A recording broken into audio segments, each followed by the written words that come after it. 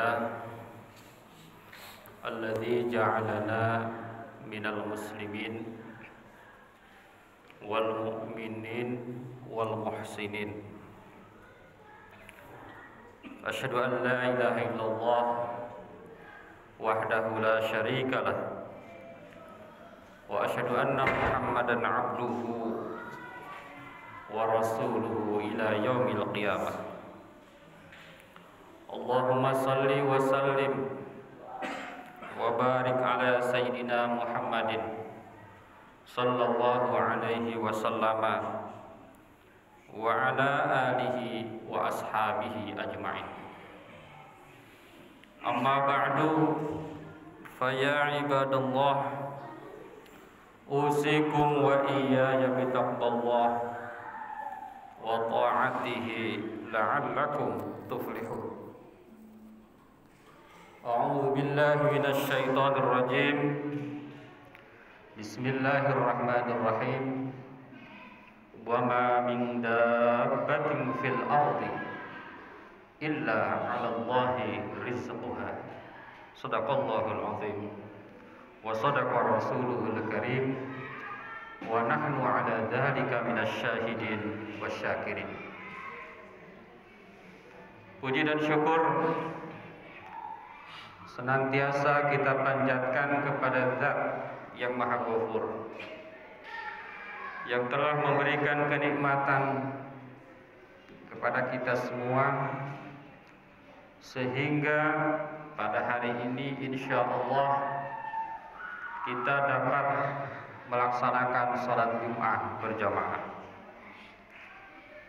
Jangan sampai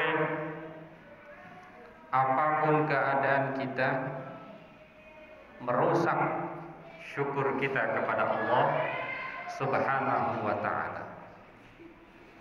Kita boleh khawatir, kita boleh takut dengan keadaan, tetapi kita tidak boleh takut kepada selain Allah melebihi takut kita kepada Allah. Selawat dan salam semoga selalu tercurah kepada panutan kita, Nabi kita tercinta, Nabi besar Muhammad sallallahu alaihi wasallam. Beliau adalah Nabi yang Allah berikan rizki paling banyak, Nabi yang sangat kaya tapi dermawan. Di dalam catatan sejarah, Nabi Shallallahu Alaihi Wasallam harta dicatat sebanyak 1.217 kilogram emas.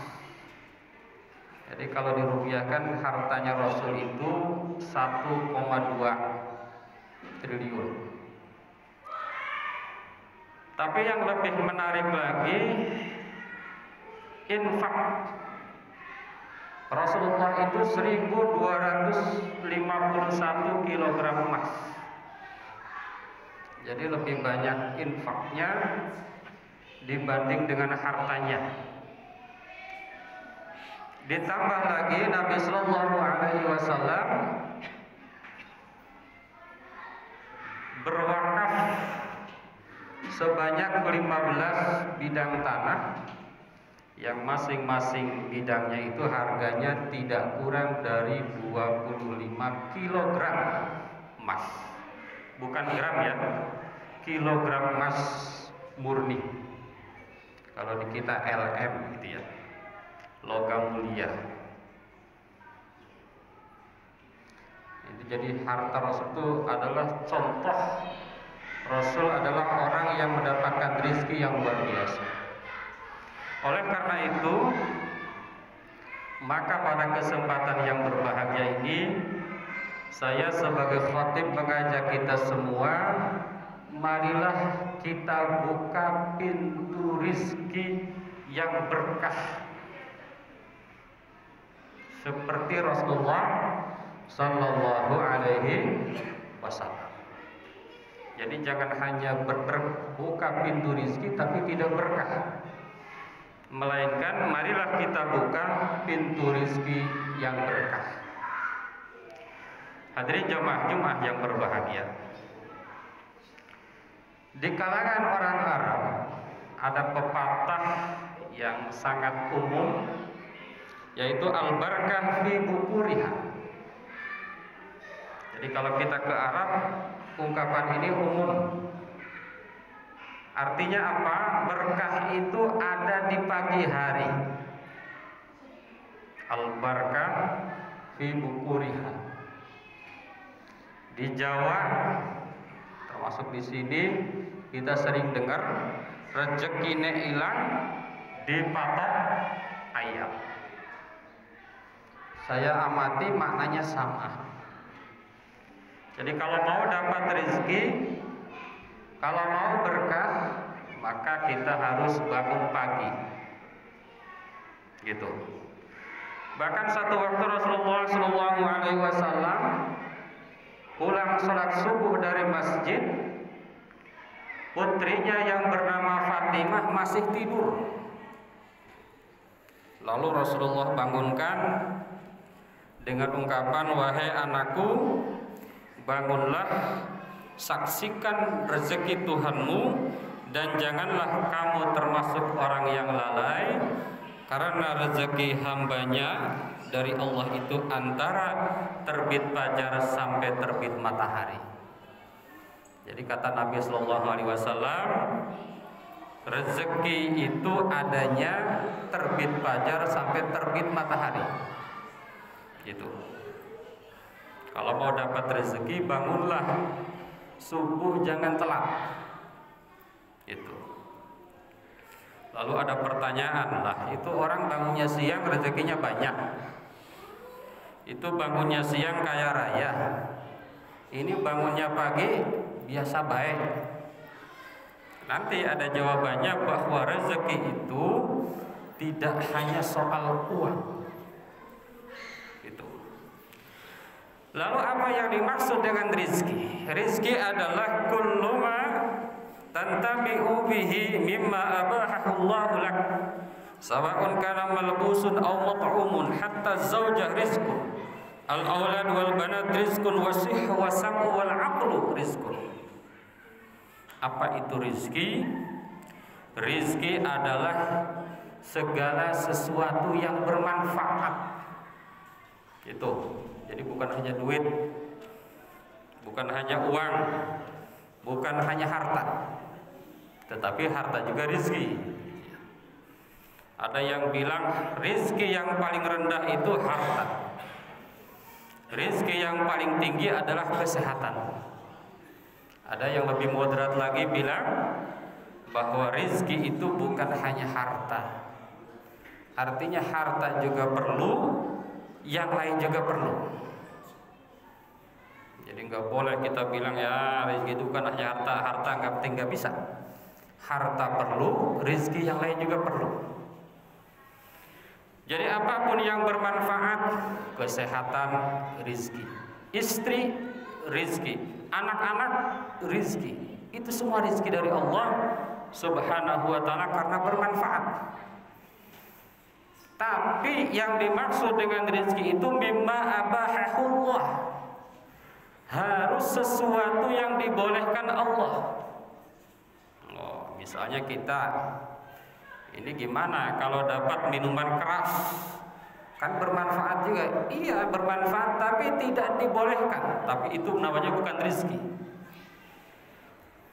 Saya nih korupsi duit 1 miliar, bermanfaat nggak? Bisa jadi bermanfaat, tetapi itu tidak dibolehkan Allah, namanya bukan rezeki. Jadi rezeki itu luas. Kita sering lihat kan, ada orang kaya tetapi tidak punya anak, dia rezekinya di duit, anak nggak punya.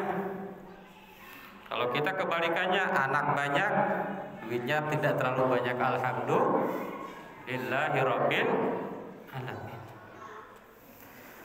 Lalu rizki yang kita buka itu rizki yang berkah. Apa itu rizki yang berkah? Rizki yang berkah itu an-nama wa ziyadah wa sa'adah. Rizki yang bertambah, rizki yang bertumbuh, rizki yang membahagiakan. Itu rizki berkah. Punya uang 1000 bahagia, itu berkah. Punya uang 1 juta bahagia, itu berkah. Punya uang 1 triliun nggak bisa tidur, itu nggak berkah. Kalau dalam istilah berkah itu adalah luzumul khair fi syai'. Pastinya kebaikan dalam sesuatu, luzumul khair al-ilahi fi syai'. Pastinya kebaikan dalam sesuatu, kebaikan ilahi. Jadi kalau kita mempunyai rizki, punya duit, pengennya bantu masjid Miftahul Huda biar cepat jadi. Punya istri, ya, pengennya ngajak ke majlis taklim terus.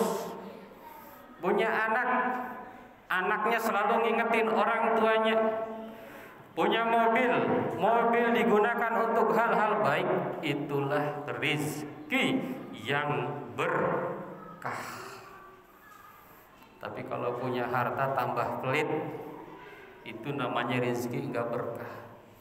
Punya harta sombong, namanya rizki yang tidak berkah. Na'udzubillahi min dzalik. Hadirin jamaah Jumat yang berbahagia.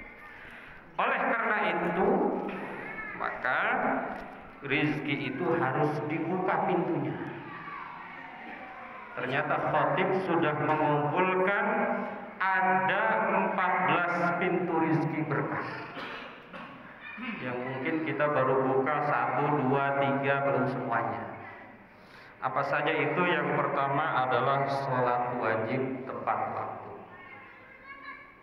insya Allah. Yang kedua, zikir, istighfar, bertaubat. Itu juga pintu rizki yang berkah. Yang ketiga, doa restu orang tua. Kalau masih ada, minta doa orang tua. Yang keempat, bangun pagi. Sekarang kalau nggak bisa bangun pagi, ada alarm. Nah, pasang alarm, gunakan HP-nya untuk kebaikan. Yang kelima, takwa. Yang keenam, sedekah. Sedekah itu tidak harus harta, senyum pun sedekah. Yang penting jangan senyum sendiri. Yang ketujuh, silaturahim. Yang kedelapan, hijrah di jalan Allah. Hijrah dalam arti tidak harus berpindah tempat, tapi berpindah dari buruk menjadi baik, dari baik menjadi lebih baik. Yang kesembilan, haji dan umroh. Itu juga adalah pintu rizki yang berkah. Maka jangan aneh kalau orang udah haji pengen haji lagi, karena merasa habis haji malah tambah banyak duitnya. Yang ke-10, tawakal kepada Allah. Itu juga pintu rizki yang berkah. Yang ke-11, ibadah kepada Allah. Beribadah kepada Allah. Yang ke-12, kasih sayang kepada yang lemah dan yang miskin. Kita menyayangi yang lemah, yang miskin, yang tidak mampu juga adalah pintu rizki yang berkah. Yang ke-13, berdagang. Bahkan berdagang itu adalah 90% pintu rizki. Tapi jangan semuanya dagang. Dalam arti jualan punya warung, siapa yang mau beli? Dagang di sini artinya hakikatnya semuanya berdagang. Supir juga dagang, dagang jasa, ya kan? Supir dagang, guru dagang, semuanya dagang. Tapi bukan berarti punya warung semua. Dan yang ke-14, menikah. Maka kata Pak Ustadz, kalau mau rezekinya banyak, menikahinya jangan sekali. Itu canda Pak Ustadz. Hadirin jamaah Jumat yang berbahagia. Yang ingin dikatakan pada kesempatan ini, itu ada 14 pintu rizki. Selama ini kita baru yakin bahwa pintu rizki hanya dagang. pintu rizki hanya bekerja, itu salah. Karena kalau mau rizkinya yang didapat banyak, rizkinya yang didapat berkah, bukalah pintu rizki yang sebanyak-banyaknya. Gitu, dagang, kerja, ya. Tapi kita tambah dengan ibadah-ibadah dan kebaikan-kebaikan yang lain. Yang dagangnya rajin, yang kerjanya rajin, tapi ibadahnya kurang, tingkatkan ibadahnya. Ibadahnya rajin, dagangnya malas, kerjanya malas, tingkatkan dagang dan kerjanya. Itulah yang ingin disampaikan pada kesempatan ini. Mudah-mudahan kita semua selalu mendapatkan rizki yang berlimpah dari Allah Subhanahu wa ta'ala, tapi rizkinya adalah rizki yang penuh dengan keberkahan, sehingga dengan rizki itu kita ingin semakin dekat, kita ingin semakin bermesraan dengan Allah Subhanahu wa ta'ala. Amin ya Allah ya rabbal alamin. Barakallahu li wa lakum fil Qur'anil azim wa nafa'ana wa iyyakum bima fihi minal ayati wadh-dhikril hakim. Aqulu qouli hadza astaghfirullahal azim.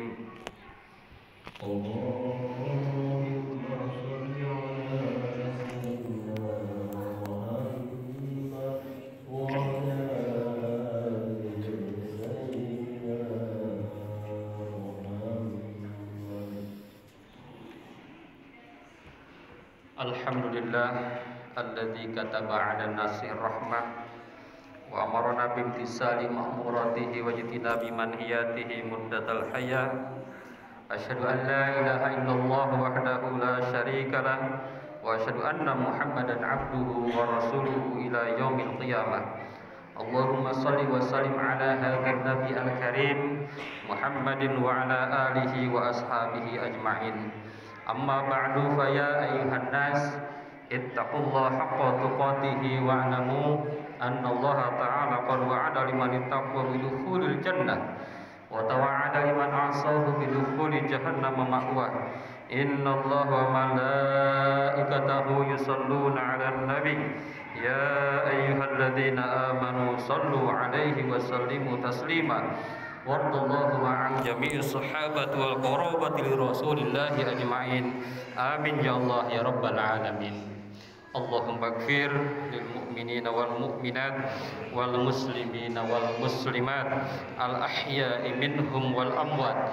Allahumma aslih dhata bainihim waj'al fi qulubihimul imana wal hikmah wa awzi'hum ala ahdika alladhi ahadta ilaihim waj'alna minhum wa'tina bidolatil Islam bidahidayatika wa rahmatikal wasi'ah wa taqabbal du'aana innaka antas sami'ul alim. Ibadallah, innallaha ya'muru bil 'adli wal ihsan wa ita'i dzil qurba wa yanha 'anil fahsya'i wal munkar wal baghi ya'idzukum la'allakum tadhakkarun wastaghfiruh innahu huwal ghafurur rahim.